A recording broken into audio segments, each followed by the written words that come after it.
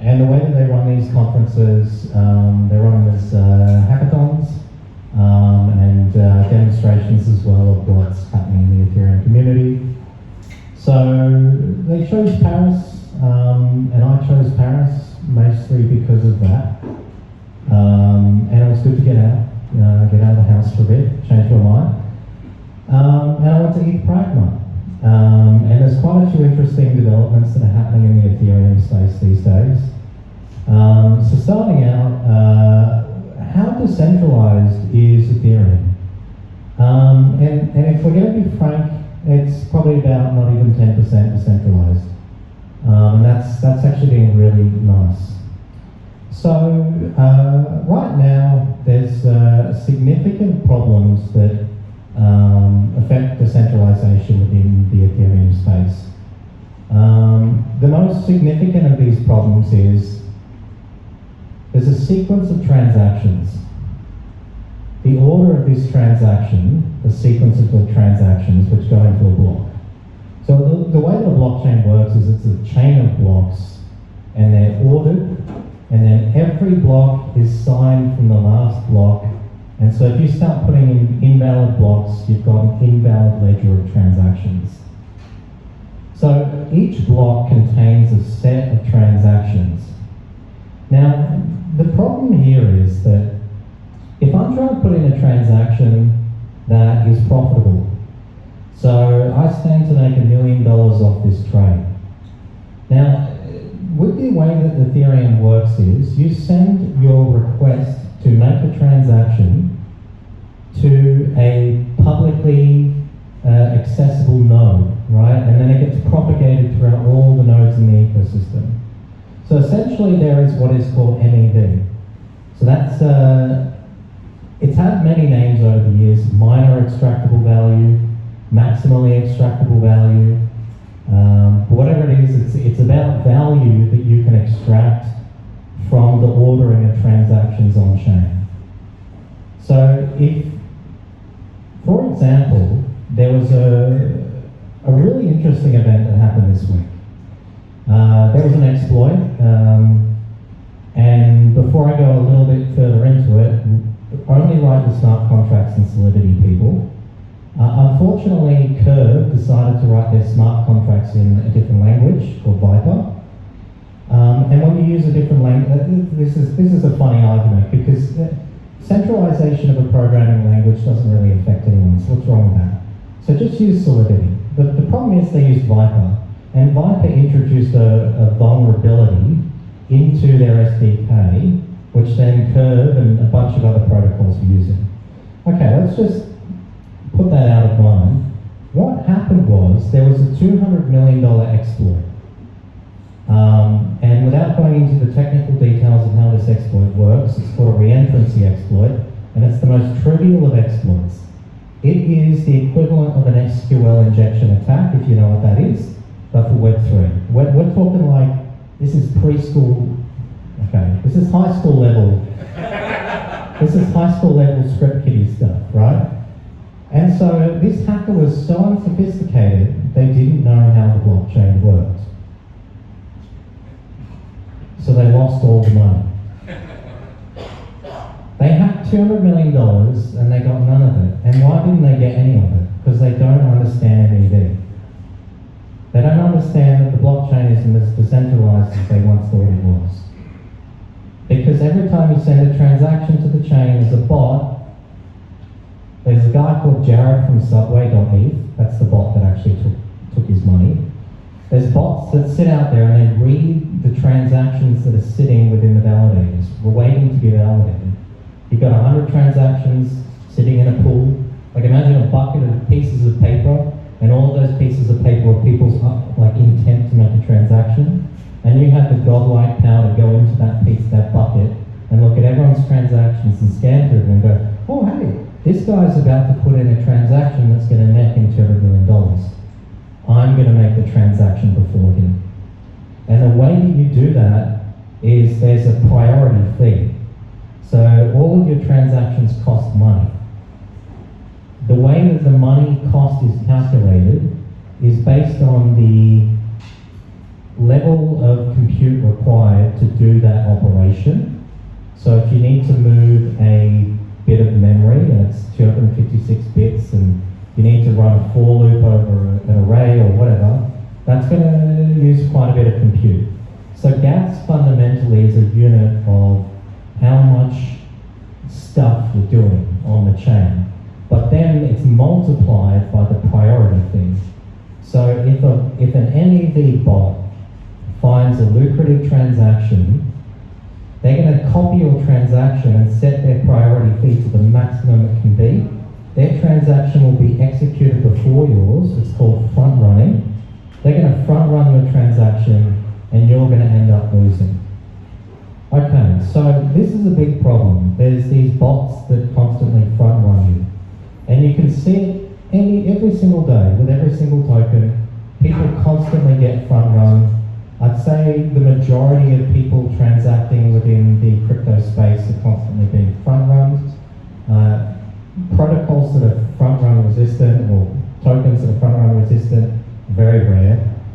And so we have these networks of MEV like flash bots who just got a $1 billion valuation for something I'd like to show off if I can. It was presented at ETH Pragma.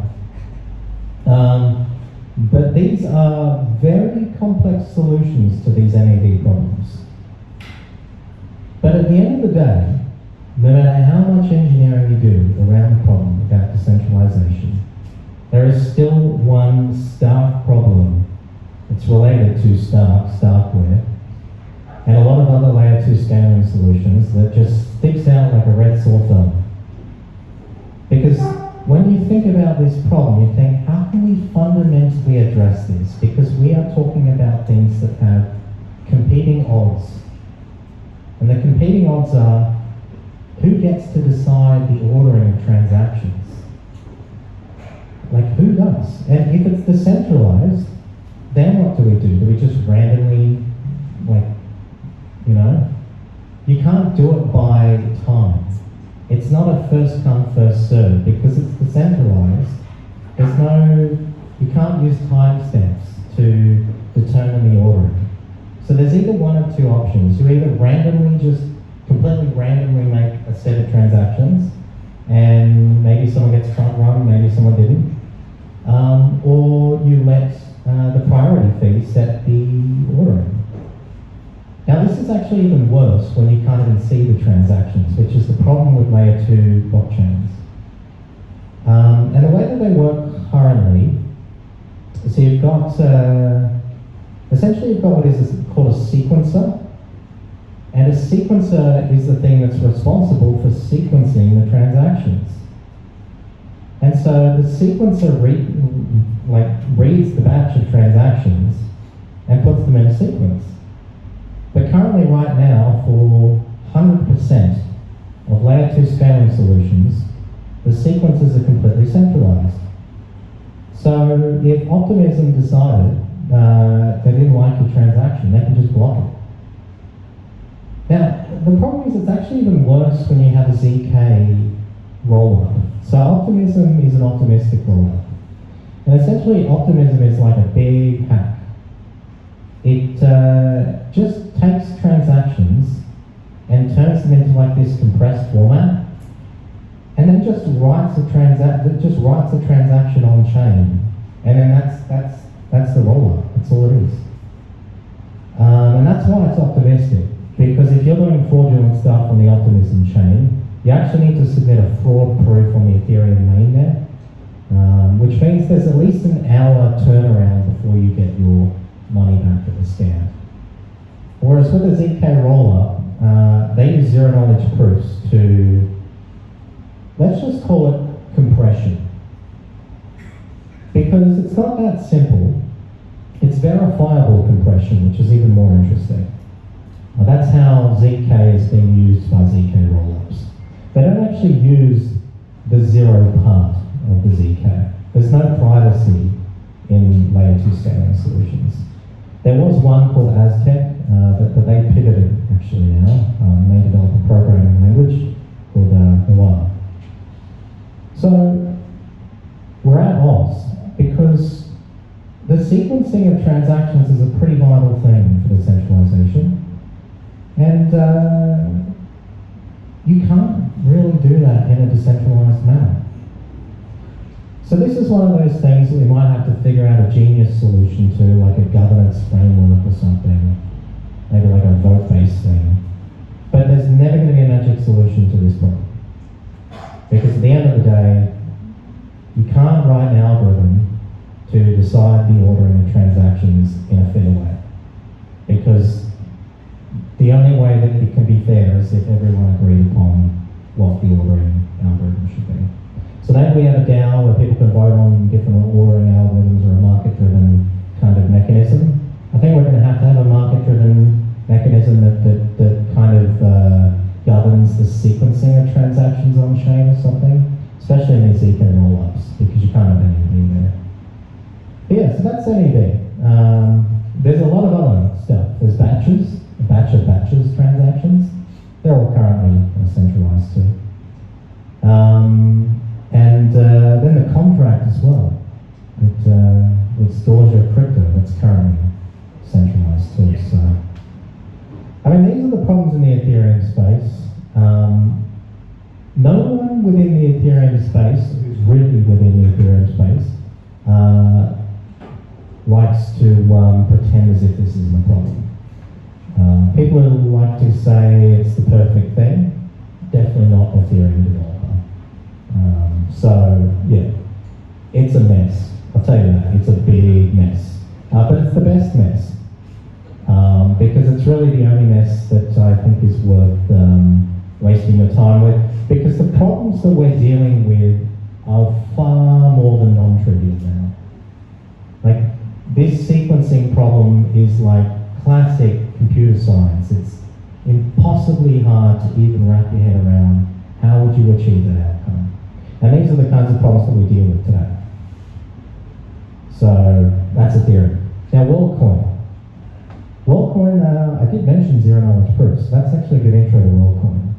So Worldcoin is created by Sam Altman, who kind of is shot to fame recently.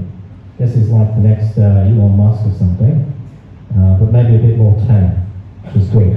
And we definitely need a bit of that. And so Worldcoin exists to... Okay, so I've worked in the identity space for quite a while, done a lot of workshops. We've worked on every kind of identity solution and angle. With the Attestation DAO, with Smart Token Labs, we did workshops and stuff. And there's kind of two kind of categories of identification. There's natural identification, and then there's social identification. So natural identification is your fingerprints, it's your iris scans, it's other forms of natural identity. And then there's your social identity, which is generally in the form of a government-backed identity of some kind. Now, everyone knows government ID, and I'd say the majority of people that I know in the ID space, that have been in the ID space for a long time, all come round to the final conclusion that shit, we just have to use government ID. There's no other choice.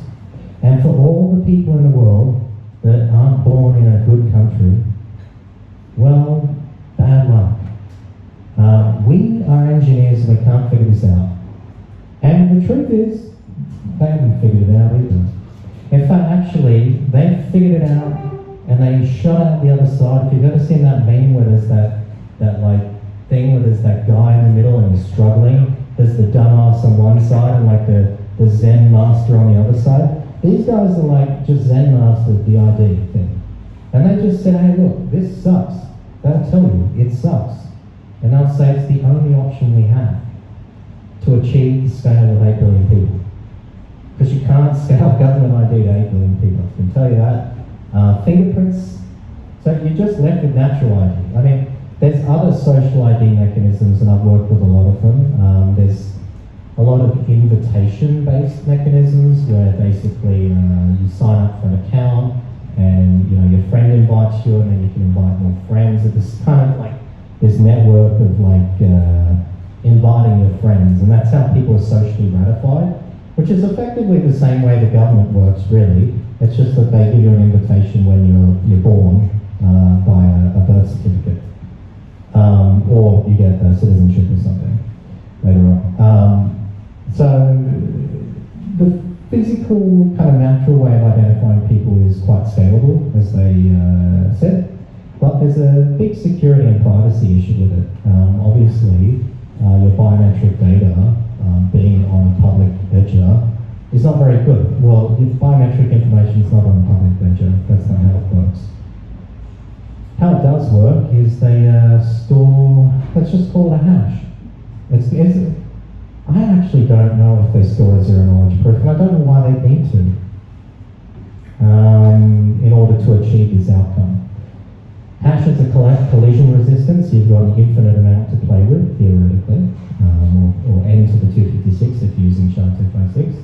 So you've got a lot. There's definitely not n to the 256 people on the planet. So I think they've got enough space. But either way, it's basically like it's a hash.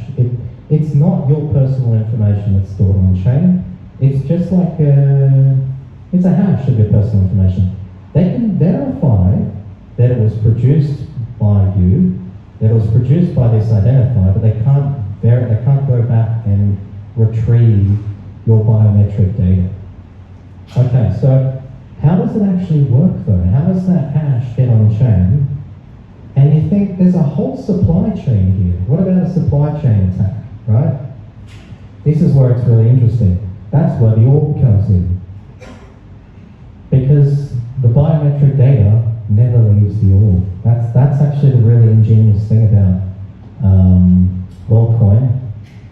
They have this orb, and they control the orb. It's quite dystopian, really. They control like your access to getting an ID. It's like if they're not in your city, you basically don't exist. Luckily, I was in Paris, and they had a booth at Pragma. So I now do exist, and I have $100 of money to prove it. So there you go. But yeah, basically, it's a pretty interesting concept because the security of your personal information all relies in that orb. Now, if someone tampered with that device physically, or created a fake orb and was standing out on the street saying, "Come and get your Worldcoin," they could be capturing people's biometric data all day. It's effectively the same as credit card skimming on an ATM. You know, you expect to put your card in the ATM, you're communicating with the bank securely, there's no loss of personal information, but then a credit card skimmer puts a fake machine to skim your personal information. That would be the same thing as someone tampering with one of these orbs or setting up a fake booth to capture your iris data. So unless they get attacked in that kind of way, in that physical way, where someone's physically tampered with their orb, or someone's physically, running like a social engineering experiment with a fake orb, generally your data is pretty secure. It sits within the orb. It's deleted as soon as the process is finished. So your data is only present within this device for less than a minute. And then it's destroyed. So that's Worldcoin. And then you get free money. You get a grant every week. It's great. And you get free money as well? Yes. From VCs. About 100 million at least. Yeah. Lots of VC money. The market cap's like 20 billion, right? Yeah. They get 10%. So it's like 2 billion. Yeah, I mean, they only just launched it technically, like, where you can buy it now, apparently. I was a bit confused, because, like, that doesn't make sense. Like, you're supposed to get orb killed, basically, to get the money. I felt a bit jealous, because I'm like, how is it that people can get access to this and I have to go and get my eyeball scanned just to do that? This is not fair. So, yeah. Anyways, that's a bit about Worldcoin and a random rambling about Ethereum. Not a question, a statement. Yeah. In some interviews, they actually said that during the pilot phase, the sentence was, they will be deleting people's biometric data after the pilot phase, implying Really? Damn. That's some. I don't know why I need to do It's in that. the contract as well. Yeah, maybe they, I don't know, maybe they want to verify. And they No. want to train models with it. Yeah, okay. I mean, that makes a bit of sense. It's an AI company. Yeah. It is an well, yeah. I mean, technically, Mostly minority. the interesting thing is WorldCoin existed before OpenAI did. Yeah. Yeah, OpenAI has just actually been an incredible success. It shouldn't be so successful so far, but it's just it's one of those companies that was a generational defining company. That one, like in 3 years, they've almost made Google founders have a heart attack. So. Any other questions for Beau? Like, how would you say, like, with like the knowledge, like, we've got this crypto stuff, Ethereum, and then we've got this digital identity stuff. Are these two things important to come together? Yeah, actually completely important. So what noobs do when they go to crypto, they just forget you can just create a bunch of wallets. There's this really stupid crypto called Zen, which gives me the shits because people don't know what they're talking about, and they're like, oh, look, like you just make more wallets. Like it's a little thing people don't know is there's a reason why you don't get so much email spam, because there's actually a proof of work algorithm behind email. So Bitcoin came from email. That's the interesting thing. The actual proof of work algorithm was originally developed for emails within email spam. So it actually costs a certain amount of money to send emails. So interestingly enough, email is very much a precursor to Web3, very directly actually, in the fact that it has anti-spam and Sybil resistance. And a network that cannot handle anti-spam and cannot handle cyber attacks is absolutely useless. Like, it's just, imagine going on Twitter and it's just all bots. Like, you wouldn't go on Twitter, it'd be completely pointless. So yeah, this is a pretty big deal, because at the end of the day, people aren't going on YouTube, Twitter, people aren't going on the internet to look at a bunch of bots, to interact with a bunch of fake bots, spamming with fake spam all day. Yeah, exactly, right? So yeah, civil resistance is absolutely crucial. It's crucial for democracy. It's crucial for being able to have an email inbox that's somewhat manageable, so you're not getting 1 billion emails per day. Because computers work like that. They don't care about if it's 1 billion emails. It's cheap to send 1 billion emails without the POW algorithm. Are you implying that email is the only digital identity we need? I think probably any Ethereum heavy person would say that. Yeah, I love email. Email's the greatest thing. It really is. It's very universal. It's great. Alright, round of applause for that.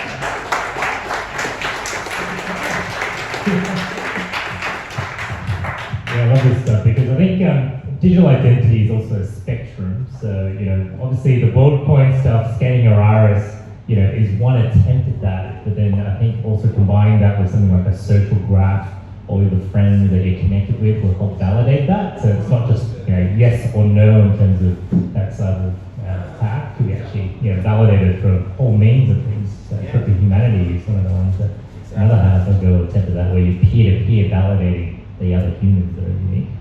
So yeah, no, thanks for that. So just to go through some of the projects that we're currently working on. This is Michael Horborn here. We're actually working on a project with UTS. So this is a project called Dream Machine. So off the back of last month's talk, you heard from Dr. Avinash Singh at UTS. So he leads up brain-computer interfaces there. And he's able to publish a paper just this year, actually deciphering thoughts and visualizing that. So we've had devices like Emotive and Neurosky, these non-invasive EEG headsets that you can wear and detect the brainwaves. What we're seeing now is that through generative AI, we're able to combine those waves into visualized images. So these are some of the images that they were able to produce. So this is EEG to image. What they did is they got the patients to look at a screen with these images. So one was a flower, and then they trained that model based on their brainwaves as they wore these EEG devices, and the output is what you're seeing on the screen. So, hands up if you can call out, what is that? What is that? Mobile phone, but it was actually an older person that was more familiar with the Nokia. So when they saw a smartphone, that's what came out. So it sort of varies person by person. We're still trying to get high fidelity images. What do you think that one in the middle is?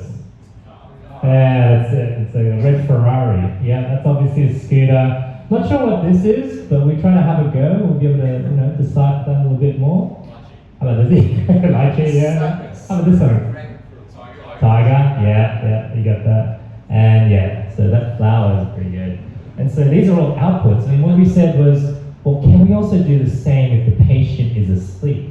We would be able to take those thoughts as they sleep during REM state and potentially visualize their dreams. And so that's what we're working on. That's what the Dream Machine is all about. And through generative AI, we're able to combine videos about this today. So hands up if you heard of this company called Runway, right? It's a image to video solution. So you're able to load these images and create a video playthrough. So what we want to be able to do is help fill in the gaps of these images throughout the REM sleep stage and have it come to life so that you can have a little short video to play with your dream the next day. And so this is sort of the first iteration of this. You can see it's automatically fill in some animations behind that. But the mainstream component of this, the car's spinning out radically instead of the flower, so it's the image around there. And so with the next version of this, we're actually looking at combining with the different AI models on Stable Diffusion. This is Stable Diffusion Deforum. And image to video would actually create a lot more variety in terms of data creation. So we'll validate these models on the user level so they can opt in to be part of the training set if they wanted to actually get these models closer to what they were actually dreaming about. So yeah, so that's one of the projects we're working on. I'll chat with Michael and the team later on today if you like. And finally, I'd like to talk about our impact labs. So the work I'm doing with Lisa Andrews, who runs Wavia. We're actually incubating, accelerating, and investing in startups that are building for the transhuman network state. And so a combination of transhuman coin and actual equity value will help raise capital for the companies that are building in transhumanism. We live in the most extraordinary time ever in human history, okay? So there's never a more exciting time to be alive. It definitely won't be boring in the next 3 to 5 years. I think it feels like every single day there's a new breakthrough in terms of AI models that are released, new features, new applications of these technologies. Like in the healthcare space, it's going to be really exciting. We saw MedPalm N released from Google DeepMind, and it's going to take in, for example, all your medical data, your x-rays, MRIs, radiologists will be able to use this to have this quantified self, a single view of the patient. Talking about generative AI, the exponential impact of these, will be incredible for mankind. It will also present challenges. So we need to have problem solvers, founders that are solving those challenges. The likes of what we say at Singularity University is that the best way to predict the future is actually to invent it yourself. So the way that our impact labs works is that we have 3 various stages. The numbering automated, so it's like 1, 2, 3. It's activate, so this is actually where we actually do the 2 days of activation if you're an existing startup. We have in-person programs that help run twice a year, and we're actually helping founders that already raised capital to go through where they need to refocus their strategy of the company. Because today, as you've seen, the launch of ChatGPT, a lot of existing business models actually no longer work. SaaS businesses that were in the ed tech space, just overnight just became completely irrelevant. So having exposure to these emerging technologies will make sure that you're aligning for the future and future-proofing as well. There's also 12 months of Accelerate. So this is where we help you validate, build, fund, and launch your scale-up. And through our mastermind program, our moonshots to MVP, the immersive experience we bring here will really help you go through that program. So that's so this is we're going to be running these all year round. And finally, the Elevate program. So this is where we have our portfolio companies. we've taken, as part of the fundraise, we've taken a component of equity, our portfolio companies, and continue to be served all the way throughout from launch to IPO. And we have a fortnightly cohort that's based on that mastermind. And the mentor and advisors through the Singularity Network will support those companies throughout the life of their IPO. And so the way we're actually looking at this is exclusive access to the early stage startups in terms of our funnel to solve those build challenges, and the mentors and exponential network effects that we generate through our ecosystem. We do have a selection criteria, so check out our website at transhumanism.com.au to submit your interest. Basically, it's about impacting 1 billion people, at a minimum. The depth and reach that you can have in terms of the impact you can have, the innovation side of things, and the business model for scalability and sustainability. So it's seed and pre-series Series A investment, so opportunity source from the likes of Webio, our syndicate platform. We actually have a matchmaking program, so for mentors and companies to be able to connect to the right founders, and existing partnerships and relationships fortified through the likes of the Actai community. So Bill Actai, who funded Canva, was also on board with the fund side, and Richard Branson as well. So we actually run an event at Necker Island as part of the cohorts here. So direct discretionary, and we have a follow-on Series A. And so in terms of that investment, the activate side for universities, research organizations, venture capital, and startup ecosystems. It's a 2-day event plus 25,000 US. The accelerate, so startups already raised capital and ready to take on their business to the next level. That goes for the full year. And you can see also the elevate side, who starts successfully graduate the accelerate program to engage where you get through advisory shares. So this is where you combine the startups to be part of that sort of the founder institute model of the options agreement. We finally also have the Collider program. So for existing communities, whether it's transhumanism or for AusDeFi, actually bring them together and collide on these projects. Yeah, that's on a case-by-case basis. That's sort of a bit of a wrap around what we're currently doing at Transhumanism Australia and Transhuman Coin. We'll take a little bit of a break to see how Meow's doing as well. Feel free to grab some more pizzas and drinks. Stretch your legs, use the bathrooms. We'll come back in about 10 minutes. That's all right? Thanks.